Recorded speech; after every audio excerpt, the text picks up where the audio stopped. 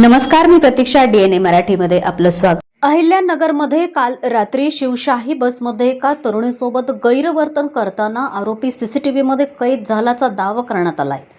या घटनेनंतर राष्ट्रवादी काँग्रेसचे आमदार संग्राम जगताप आणि हिंदुत्ववादी संघटनांनी तीव्र निषेध नोंदवत या प्रकरणावर कठोर कारवाईची मागणी केली आहे. अशा घटनांवर पोलिसांनी तातडीने आणि कठोर कारवाई करावी, तसेच महिलांच्या सुरक्षेसाठी ठोस उपाययोजना कराव्यात अशी मागणी करण्यात आली. आमदार संग्राम जगताप यांनीही या घटनेचा निषेध करत कायदा अधिक कडक करण्याची मागणी केली आहे. या घटनेच्या निषेधार्थ संग्राम जगताप आणि हिंदुत्ववादी संघटनांच्या वतीनं तब्बल 2 तास अहिल्यानगर पुणे महामार्गावर रास्ता रोको आंदोलन करण्यात आलं. दरम्यान सीसीटीव्हीत कैद झालेल्या आरोपीला पोलिसांनी अटक केली असून तो अहिल्यानगरच्या मुकुंदनगर परिसरातील रहिवासी असल्याची माहिती समोर आली आहे. सकल हिंदू समाजाच्या वतीनं आज अहिल्यानगरमध्ये रास्ता रोको करण्यात आला आहे. त्याचं कारण आहे की ट्रॅव्हल जिहाद.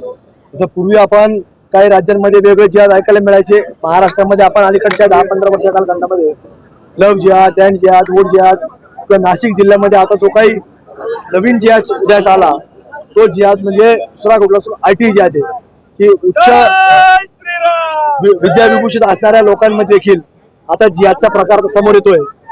म्हणून या सगळ्या जिहादच्या विरोधामध्ये आता हे आंदोलन या ठिकाणी करण्यात आलं.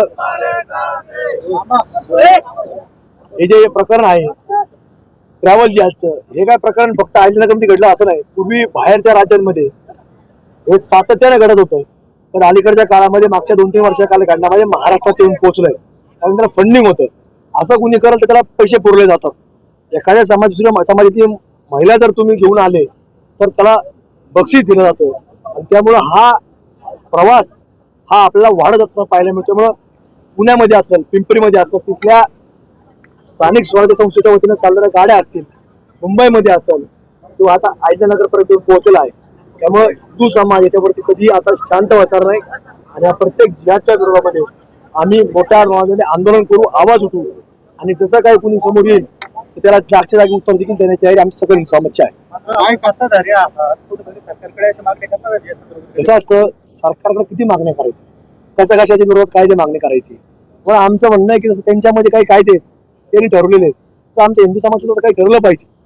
सकल समाज ठरवल आणि पुढे जाईल. लोकांनी काळजी घेतली पाहिजे. मी आता माझ्या मनोगतामध्ये सांगितलं की लोकांनी एकच काळजी करावी की आपल्या कुटुंबातले काही ज्येष्ठ लोक असतात, आपल्या मुलीला सोडायला जातात कुठे स्टँडवरती एखाद्या प्रवासी वाहतूक करणाऱ्या गाडीवर, तर त्यावेळेला आपण तो विचारला गेला पाहिजे ड्रायव्हर कोण आहे, त्याचा ID कार्ड दाखवलं पाहिजे, कपाळाला काहीतरी टिळा पाहिजे, गाडीत देवाचं काहीतरी पाहिजे. कारण आम्ही पाहतो आता असे भगव्या कलरचे केसरी रंगाचे बरेच लोक आता कपडे घालून फिरतात, ते लक्षात येत नाही कोण आहे. पण त्याला कुठेतरी त्याचा आधार कार्ड तपासून ह्या गाडीच्या प्रवासामध्येच आपल्या महिलांना बसवा अशी मी नम्रतेची विनंती आमच्या जनतेला आवर्जून करतो. कायदे बनवले जातात तसे जे इस्लाम लॉ बोर्ड जो आहे तसं काही हिंदू लॉ बोर्ड तयार करणार की मग? लॉ बोर्ड हा वैयक्तिक झाला पाहिजे. हा काय कुठलाही तरी रेकॉर्ड नसला तर लोकांनी ठरवलं पाहिजे की आपल्याला आता आपल्या अशी चौकट ठरलेली आहे, याच्या बाहेर जायचं नाही, ठरवं लागणार आहे. जो व्हिडिओ समोर आलाय त्याचा जो व्यक्ती त्याने हा एकच प्रकार केलाय, अनेक प्रकार. हा फक्त काय झालं, त्याला माहितीच आहे गाडीत कॅमेरा, कारण गाडी बदललेली होती त्याला माहितीच नाही त्या गाडीत कॅमेरा आहे. त्यामुळे हे असे रेग्युलर करतात ते. प्रतिनिधी मुंतजीर शेख, DNA मराठी, अहिल्यानगर.